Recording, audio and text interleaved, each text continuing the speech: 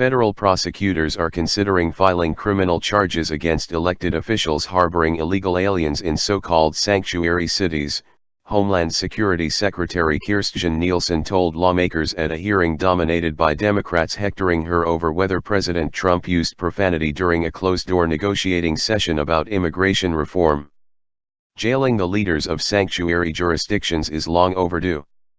The sanctuary movement gave illegal aliens permission to rob, rape, and murder Americans by, among other things, stigmatizing immigration enforcement. Some left-wingers use the dreadful euphemism civil liberties safe zones to describe sanctuary jurisdictions. The phrase blurs the distinction between citizens and non-citizens by implying illegal aliens somehow possess a civil right to be present in the U.S. These sanctuary cities really ought to be called traitor cities because they are in open rebellion against the United States.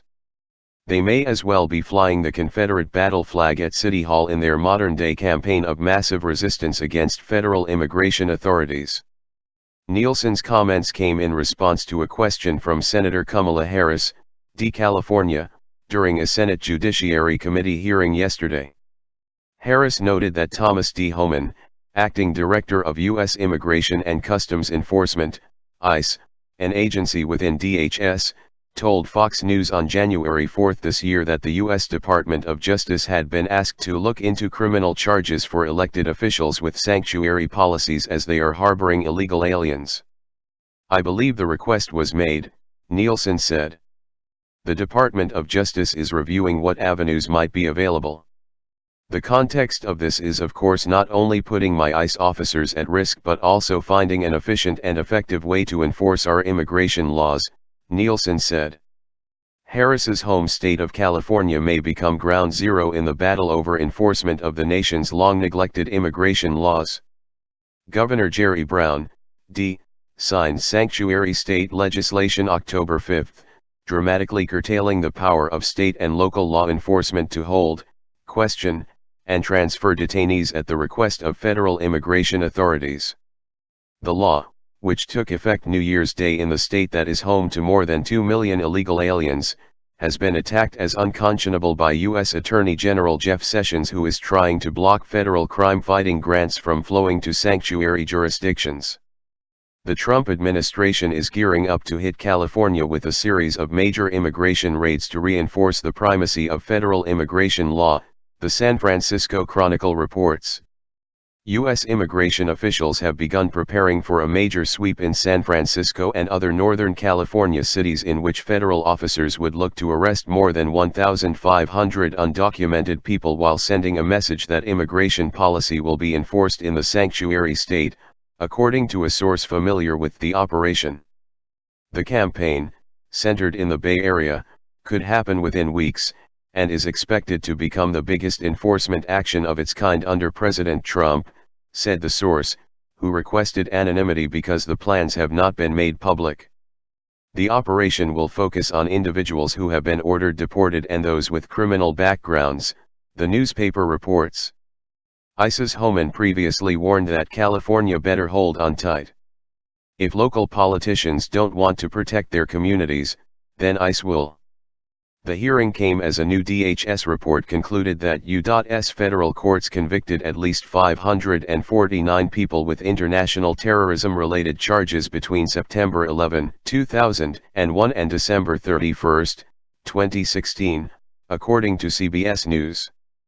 73% of them were foreign-born, and 148 of those convicted had become naturalized U.S. citizens. Apart from Harris, members of the Senate Judiciary Committee weren't too interested in what the Trump administration planned to do in sanctuary cities. They preferred to spend most of the hearing browbeating and bullying Secretary Nielsen over naughty words President Trump may have used in a meeting with lawmakers last Thursday over potential immigration reforms. A suspect Washington Post report based on unidentified sources claimed Trump referred to Haiti, El Salvador, and nations in Africa as shithole countries. Senate Minority Whip Dick Durbin, D.I.L., who attended the sit-down and has a track record of lying about Republicans, claims Trump used the language and that it somehow constitutes proof that the president is a racist. Trump, Senators David Perdue, RGA, and Tom Cotton, RARC, strenuously deny Trump used the vulgarism. At the hearing, Nielsen, who also attended the White House meeting, also denied Trump said it, saying she didn't remember the phrase being used at the meeting. The conversation was very impassioned. I don't dispute that the president was using tough language. Others in the room were also using tough language. The concept, and the context, I believe, in which this came up was the concept that the president would like to move to a merit-based system. Senator Patrick Leahy, DVT, cut her off. Did he use what would be considered vulgar language referring to certain countries? The president used tough language in general, as did congressmen in the room. Yes sir, Nielsen replied. Ranting, his eyes bulging like a madman's, Senator Cory Booker, DN.J, tried to raise money for his 2020 presidential campaign by tearing into Nielsen, claiming the real America was on the verge of resembling the fictional semi-apartheid America described in the typical Southern Poverty Law Center fundraising letter. Your silence and your amnesia is complicity, Booker told her after blathering on about a supposed increase in white supremacist violence in the country that has so far been invisible to criminologists. This is a preview of Democrats' 2018 campaign platform. They can't accept that Donald Trump beat Hillary Clinton, so they plan to keep tearing the country apart over race. 8 years of Barack Obama's race baiting and polarizing wasn't enough, as they see it.